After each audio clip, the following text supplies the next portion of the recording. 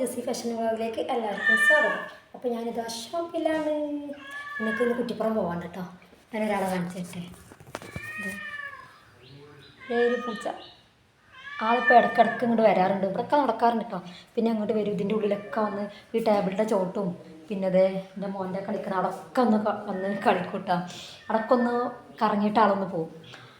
അപ്പോൾ അതാണ്. പിന്നെന്താ, എനിക്ക് കുറ്റിപ്പുറം പോകാനുള്ളത്, മാവേലി പോകാനുണ്ട്, പിന്നെ എന്താ പറയുക ലൈനിങ് എടുക്കാണ്ട്, പിന്നെ പൂച്ചക്കുള്ള ഫുഡ് വാങ്ങാണ്ട്, അങ്ങനെ കുറച്ച് ചില്ലറ ഷോപ്പിംഗ് ചെയ്യാൻ കേട്ടോ.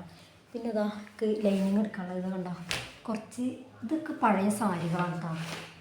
ഇതാ ഓക്കെ, സാരികൾ 1 2 3 പിന്നെ 4 ഇതാ വേറെ ഉണ്ട് 4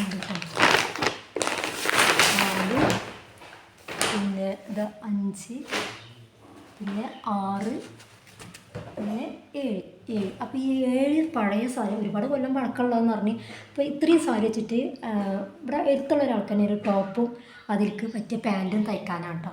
അപ്പോൾ ഇതിനൊക്കെ ലൈനിങ് എടുക്കാൻ വേണ്ടി പോകണം. ഇങ്ങനെയൊക്കെ ചെയ്യാം കേട്ടോ. നമുക്ക് എങ്ങനെയെങ്കിലുമൊക്കെ ഡിസൈൻ ചെയ്യാം. പഴയ സാരികൾ വെച്ചിട്ട് ഡിസൈൻ ചെയ്തിട്ട് നല്ല മോഡലൊക്കെ അടിച്ചാൽ നമ്മൾ സാധാരണ വിറ്റെടുത്ത് തയ്ച്ച പോലെ തോന്നും. അതിനൊക്കെ ചെയ്യാം കേട്ടോ. അപ്പോൾ എൻ്റെ ബസ്സിൻ്റെ സമയമായി, ഇനി പോട്ടെ. ഞാനിതാ കുറ്റിപ്പുറത്തെത്തിയിട്ടുണ്ട്. അപ്പോൾ അതേപോലെ ഞാൻ ബട്ടൺ ഹൗസിലേക്കാണ് ആദ്യം പോകണത് കേട്ടോ. അപ്പോൾ പിന്നെ ഞാൻ ഷോപ്പിൽ നിന്ന് ഇറങ്ങാൻ നേരത്ത് ചെറുങ്ങനെ മഴ ചാറിയിരുന്നു. പക്ഷേ ഇപ്പോൾ ഇങ്ങോട്ട് ടൗണിലേക്ക് എത്തിയപ്പോൾ പിന്നെ ചെറുതായിട്ട് വെയിൽ വന്നു, മഴയൊക്കെ ഒന്ന് പോയിട്ടോ. ചിലപ്പോൾ ഉച്ചയ്ക്ക് ശേഷമാവും എന്താ പറയുക മഴ പെയ്യാൻ സാധ്യത. അതിനെന്താ ഞാൻ ബട്ടൺ ഹൗസിലേക്ക് പോവുകയാണ്. പിന്നെ എനിക്ക് ഇവിടുന്ന് ഇത് വാങ്ങിയതിന് ശേഷം എനിക്ക് പൂച്ചക്കുള്ള ഫുഡ് വാങ്ങണം. ഞാൻ പൂച്ചക്ക് മുന്നേ ഫുഡ് വാങ്ങിയിരുന്നു കേട്ടോ. നമ്മളെ നീള പാർക്കിൻ്റെ അടുത്തുള്ള ഒരു സ്നേഹതീരം എന്ന് പറഞ്ഞ കടയിൽ നിന്നാണ് ഞാൻ വാങ്ങിയത്, പെറ്റ്സിൻ്റെ കടയിൽ നിന്ന്. അപ്പോൾ അതെന്താ അറിയില്ല, അവൻ കഴിക്കണില്ല. അപ്പോൾ ഇനി വേറെ അവർക്ക് മുന്നേ കൊടുത്തിരുന്ന ഫുഡ് തന്നെ പോയി വാങ്ങണം. ഇതിൽ എന്താ പറയുക 3 മാസം പ്രായമുള്ള കുട്ടിക്കുള്ളതെന്ന് പറഞ്ഞിട്ടാണ് അങ്ങനെ വാങ്ങിയതാണ്.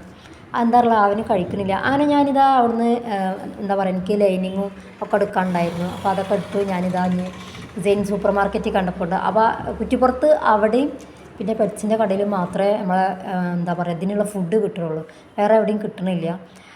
അങ്ങനെ ഞാനിപ്പോൾ പോയി. പിന്നെ എന്താണ് വലിയ തിരക്കൊന്നുമില്ല. ഞാൻ മുന്നേ ഈ ഷോപ്പിലേക്ക് വന്നിട്ടുണ്ട്, അതിൻ്റെ ഞാൻ വീഡിയോസ് എടുത്തിരുന്നു. കാണാത്തവരൊന്ന് കണ്ടു നോക്കണേ. പിന്നെ ഞാനിതാ നോക്കിയപ്പോൾ എന്താ പറയുക അത്യാവശ്യം വലിയ പാക്കിംഗ് ആണ് ഇവിടെ ഉള്ളത്. കണ്ടോ, ചെറിയ പാക്കൊന്നും അപ്പം ഞാൻ വാങ്ങിയില്ല കേട്ടോ. ഇനി ഇതും കൊണ്ടുപോയിട്ടുണ്ടെങ്കിൽ കഴിച്ചില്ലെങ്കിലോ എന്ന് വിചാരിച്ചിട്ടാണ്. ഇതിന് ചെറുതില്ല എന്ന് പറയുമ്പോൾ ഞാൻ ചെറുത് വേറെ ഷോപ്പിൽ പോയിട്ട് വാങ്ങണം.